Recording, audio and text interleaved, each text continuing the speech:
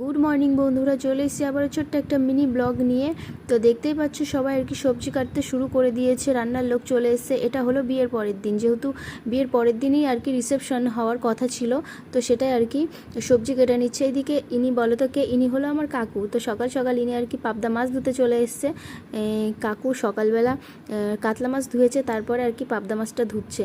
কাকুকে যেন আমি আদর করে পাগল বলে ডাকি। তো যাই হোক, দেখো এই সাইডে আর কি বউকে, নতুন বউ কে আর কি আমি একটু সাজিয়ে দিচ্ছিলাম। বেশি কিছু সাজাইনি, হালকার ওপরে আর কি সাজাচ্ছি।